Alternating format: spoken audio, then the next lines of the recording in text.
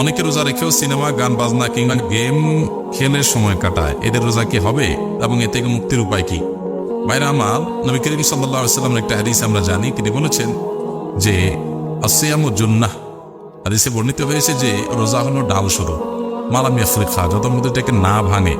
একটা ডাল যেরকম মানুষকে তরবারির আঘাত থেকে রক্ষা করে, রোজা মানুষকে জাহান্নামের আগুন থেকে রক্ষা করে। কিন্তু ডালটা যদি ভাঙা হয়, সেটা যেরকম তরবারির আঘাত থেকে রক্ষা করতে পারে না, কারণ রোজাটা এরকম ভাঙা থাকলে ওই ভাঙা রোজা দিয়েও তার জাহান্নামের আগুন থেকে সে বাঁচতে পারে না। ভাঙা রোজা কোনটা?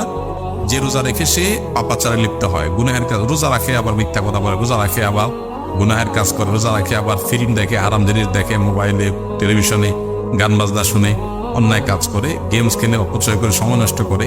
তো এই রোজা রাখা অর্থহীন। নবী করিম সাল্লাল্লাহু আলাইহি ওয়াসাল্লাম বলেছেন, মাল্লাম ইয়াদা কাওলা যুরি ওয়াল আমাল বিহি ফালাইসা লিল্লাহি হাজাতুন আন ইয়াদা তাআমাহু ওয়া শারাবাহু। বুখারীর হাদিস এটি।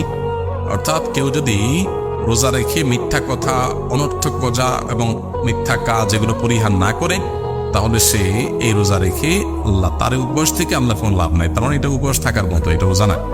এই জন্য ভাই, রোজা অর্থবহ হবে তখন যখন রোজা রেখে সমস্ত পাপাচার আমরা ছাড়তে পারবো, পাপাচার ছাড়া শিখতে পারবো। যদি